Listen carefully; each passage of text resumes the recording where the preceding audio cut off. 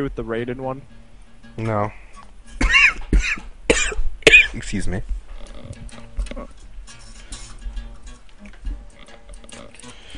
And here we go. In the top right hand corner we have the purple Protoss Sprawl. I love saying purple Protoss. And the bottom left hand corner we have the pink Terran Kroninger. I forgot what it was. But either way, Chongers. Chongers is our pink Terran. And he did win game number 1 of the finals of the CG tournament in Vancouver, Canada, sponsored by Memories XP, eSpot, and Asus. It's a very cool tournament. You guys should check all of their sponsors out and support future tournaments by CG. And we have a really cool PVT for you on this map. And we've seen a lot of PVTs this tournament. And what do you think about this evolving metagame, this whole charge a lot Archon nonsense? I am absolutely in love with it. I love Zealots, I love Archons, and, you know, I wish I thought of it, because I probably would have played Protoss. Like, I played Protoss back in StarCraft and Brood Wars, StarCraft 1 and Brood Wars, and I love Protoss. But I think I became Zerg simply because my friends were all Zerg, and I learned more about Zerg than I did about Protoss.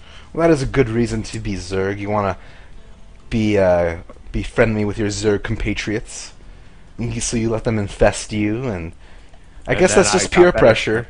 You're just the subject of peer pressure. I was, but then I got better than them, and they all quit. Well, there's always a happy ending to every story. And that's your happy ending, I suppose. I'm better than them. Best Zerg in the world! One day. One day, indeed. Both players playing very standard as well. 2 racks actually coming out for Krongers, so not exactly standard. I've seen this build used more against Zerg. It's a very safe build. You're not really prone to any sort of early harassment. And you could be aggressive if you need to, as well as expanding. So it's really vulnerable to a 7-roach rush, though. You don't get enough Marauders out because you mostly have Marines, and Roaches do fairly well against Marines. Against Protoss, you're really vulnerable to that 3-gate, the 2-gate Stalker play. You get 3 Stalkers out early. The Marines just can't handle the speed and mobility of the Stalkers. Yeah, especially if you're really careful with your Stalkers, you can keep hitting the Marines without ever getting shot. Well, that's not completely true. Well, in turn, without you have to get losing shit. any real health. You could just keep losing shield and never worry That's right. about If taking you are absolutely perfect with your micro, you can in fact do that. And right now, only Marines being made, and only a Zealot being made for the Protoss player. He is going to get that Warp Gate as soon as the Cybernetics Core finishes. Very important if you're going to be doing some sort of 3-gate expand play, which it does sort of seem like he's doing. He's getting a very... Actually, no, forget what I said. He's just playing well. He got a pretty early gas. He might be going 3-gate Robo, or maybe even 3-gate Stargate. I love 3-gate Stargate on this map. Just keep pushing out Zealots and Stalkers. We do have the Tech Lab reactor play from Chongers that we've seen him love the play, and he's throwing down a 3rd barrack, so I think he's going to decide to be aggressive. Yeah, this does sort of look like a 3-racks, doesn't it? But he is getting his 3rd gas, second gas, which is puzzling. Since you don't need that 3rd gas if you're going a 3-racks build. You can get it. Gas. You can be more... Yeah, exactly. 3rd gas, I'm sorry. You can be more Marauder heavy, more upgrade centric if you do that. He does have 2 tech labs after all. But I'm not exactly sure that's what he's planning. We're going to see exactly what it is very shortly. I'm curious if he's going to go for a concussive shell timing or if he's going for a stimpak timing. Well, concussive shells is one of the more fast upgrades for the Terran players, so I wouldn't be surprised if it's either. And he is making a lot of Marauders, so this is turning out to be a 3-racks. See, I wonder if he's going to get combat shields though, or Stimpak next. We saw this matchup earlier. Sprawl is going to go for a 3-gate, 4-gate timing, I think, or maybe a 3-gate timing, because he has the proxy pylon down there already. But yeah, this looks like this is almost nostalgic. I think I've seen this match before. I think we did too on a different map. Wasn't this on Tal'Darim? Yeah, no, they did this on Zelnaga, I'm pretty sure. Oh yeah, they did.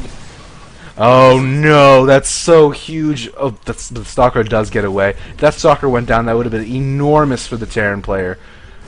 Oh, great move. He's going to get the Sentry. He gets the Stalker, which is big.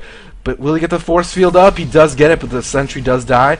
There's one force field left Probably 2 by the time this force field ends. So, and if he's making another sentry, so he can theoretically block this for a little bit longer, cutting the army in half. But all the units can still shoot. No, even another force field, putting him down, trying to take as many units out as he can, and he does delay this push pretty indefinitely. That was huge. He just wiped out half of Chonger's army, and now he's pretty much set to continue to defend it. Chongers just doesn't have the units that he needs right now, and if Chongers continues to lose sentries, he can just, you only need 6 sentries to hold it off permanently. The thing is, right now, Chongers has expanded, and the Protoss player is really not there yet. He doesn't have Stim, but the Protoss player doesn't have enough for oh wait, yes he does. He does have enough for a Nexus. He needs to go out and make it as soon as possible. He needs Q to do that. But the Terran, he's almost done with his. I'm actually curious, because this game has started to take a weird turn. The 3-gate completely denied by our Protoss player, even taking out even more Marauders right now, which is great force fields all around by Sprawl. Really stepping up in these final games. Yeah, Chongers is doing really impressive force fields, so that's definitely to his favor. He's targeting down that pylon right now. Very important to not let it get up. It gives him much faster, much easier warp-ins, closer to his natural. But did not happen as he planned. And trying to pick off a sentry, and he does do that. Very crucial move. You want to keep the sentry count low. You don't want him to ever have enough sentries to just cut your army in pieces and pick them off at his leisure. Yeah, sentries are one of the most important units if you're good with force fields. And if not, use the Guardian Shields. Guardian Shields are so important. Once again, going in to pick off the sentry. Not quite doing it. Oh, he's leaving the sentry at 2 HP. That's a little indecisive by our Terran player. But it looks like he wants to sacrifice the sentry, but he doesn't. Why would you... I don't agree with ever deciding to sacrifice it. Save it. Glad to get one more force field off. Well, Chongers is going to move back now. The Nexus does complete for Sprawl, but Chonger's command center is done itself. I really wish he would turn it into an orbital. Orbital command's a lot more useful than a command center, unless you're doing SCV drops on banelings. Can't really load SCVs into a command center if it's an orbital. I don't know why, though. I don't see why a satellite dish makes it so you can't load SCVs into it. Yeah, it's very interesting. Yeah. I'm not exactly sure what about satellite dishes that SCVs are afraid of. I think if they ever decide to allow planetary fortresses to float up, they'll be way too overpowered. Well, I mean, they can't. That big gun is just so heavy. I know. Just imagine if they ever decide to patch that. You can start doing planetary fortress rushes and just like build them at your base and move them over. Yeah, it'd be pretty horrible. Some players already do in the late game use planetary fortresses to wall off and zone off different areas. It's a really good decision. Planetary fortresses are definitely worth their cost. It's not the damage so much as the large HP that they have. Siege tanks do about as much damage. The thing is, planetary fortresses just can take so many hits, and you can repair them quickly, and they're just such great buildings. Yeah, they are definitely a valuable resource to use later on. And finally, an observer landing over in the base. You can is finally seeing everything. Well, at least the army supply, realizing that Chongers does have his natural up, and it's pretty well defended with those 2 bunkers there. What I don't like is that neither player is taking the Xel'Naga watchtowers. They're very crucial in this match because you need to push down the center if you're going to have an efficient attack route. And you don't want your opponent to have it, and you should really want to have it. I always like to be informed. This is a strategy game, and the biggest part of the strategy is knowing when they move and what they move with. Very true. That observer there is just as useful, though, right now, so he doesn't really need the Xel'Naga towers as much. No, I agree completely. And it is moving pretty quickly. Does he have, like, the observer speed upgrade? No, it's just how fast observers are, I suppose. That would be very interesting. Does they even have an observer speed upgrade? Oh yeah. It's called Gravatic Boosters. Oh wow. Yep. Interesting. I had to look that up just now. Never even heard of it. Yeah, sometimes people do get overseer speed, move around the map really quickly. Huck is known to do that on occasion.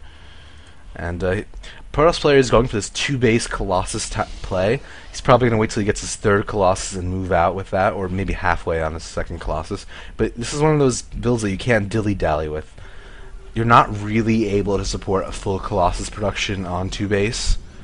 You just need more gas than that if you're going to be producing Stalkers as well. Sprawl being preemptive and getting some Vikings already, though, so he knows about the Colossi. Either that or he's always been preemptive with his Viking count, so. Vikings are just such a versatile unit in general. You really want to have Vikings at some point either way. Controlling the skies is so underrated. You get those Vikings out. If he goes to take out a Void Ray just to scout around or deny a third, the Vikings are there. If he has an observer around the map and you scan it and the Marines just can't get to it, it's off map, the Vikings are there. They're just such a useful unit, and you could land them on the ground and use them as a meat shield for your Marines. I'd really like to see Ravens start being more utilized. They're so powerful. Yeah, Ravens are definitely an underused unit, and 3 Colossus is the timing that he does want to move out. He's going to need to put a proxy pylon closer to the base. He needs to reinforce with warp-ins very shortly. And +1 is going to be done by the time this army hits, so it's going to be that much more powerful. I say timing a lot, and a lot of newer players are confused by what that means. And timing is when you time out some sort of pivotal moment in your strategy to coincide with some sort of upgrade or building or unit that you're making. And this is, as it seems, a +1 timing push, where he moves in right after +1 is finished. And that's exactly what he's going to do. If he gets some good force fields off, he shouldn't be moving back. Yeah, he needs to let those Zealots go in and do the damage that they do. He can't just run away like this. The Colossus aren't firing. The Vikings are just getting pot shots off. And this is just horrible, horrible army control by Sprawls. He's just giving the Terran army all of his units. Yeah, I don't really agree with that. He's going to lose another Colossi to those Vikings, and it's just not worth what he just lost for all that timing. I'm not going to say that Sprawl had a big enough army to truly engage the Terran force, but he did have enough to take it down a lot. And what he did was it's just going to force him into a losing position. Right now, Sprawl just can't deal with a reinforced Terran army. And right now, that final Colossus is going to go down. I'd rather have him lose the Colossus and get a couple of extra shots off than have him running away and just die. Yeah, I think he just gave away the game by losing all 3 of those Colossi. I really don't think that Sprawl can hold this now. No, there's just so much Marine Marauder, and they're getting healed by all of these medevacs. And these Vikings should just land now and finish off the Protoss army. That's what they're going to do. And Sprawl losing game 2. Chonger showing his prowess in the CG tournament going on right now in Vancouver, Canada. I'm LoseFast, and this is Shinobi. And, wow, that was a pretty good game. Yeah, it's very unfortunate that Sprawl gave away so many units. It was pretty close. I think he should have waited for a +2 timing attack. It would have given him the advantage, but Congress was moving out anyways, and if he had engaged on his home front instead of in the middle of the map, he would have been much more successful with splitting Chonger's army up. Very, very true. I agree completely. And I have some awesome news for you. What's that? SC2 coming out, our man crush, by the way, because we do have a question by Eileen TV. Number 4 King's Warden and SC2 just played their semifinal match, and it seems that SC2 did take out 4 King's Warden. So the finals of the CG Diamond and Grandmasters League tournament is going to be Cole Stake versus SC2 in an epic rematch to determine the finals of this game. Oh man, I can't believe that's I'm speechless. I'm literally speechless right now. That is absolutely incredible. Can't wait to cast that game. Neither can I, and I've just been informed by the management that was a best of 3 we were watching, and Chongers is the new champion of the bronze through platinum side of the CG tournament. Congratulations! So, congratulations! Just great play overall, Chongers. I expect you to be in Diamond tomorrow. That would be incredible. Make sure to keep laddering. If you don't keep laddering, you can never get up into those higher league games. You can only play in the opens. Yeah, don't be intimidated. So we do have one more game left to cast, one more series rather, and it's going to be Complexity Stake Life versus our new man crush, Psycho, who used to be on Requiem, and he left that clan after being inactive, and he's just coming back and showing us how safe and how good at micro and macro he is, and he's impressed us this entire tournament long. Yeah, he is quite incredible. I'll be right back. I need to get another cup of water for this final. Make sure my voice doesn't get all raspy on you guys. That sounds good.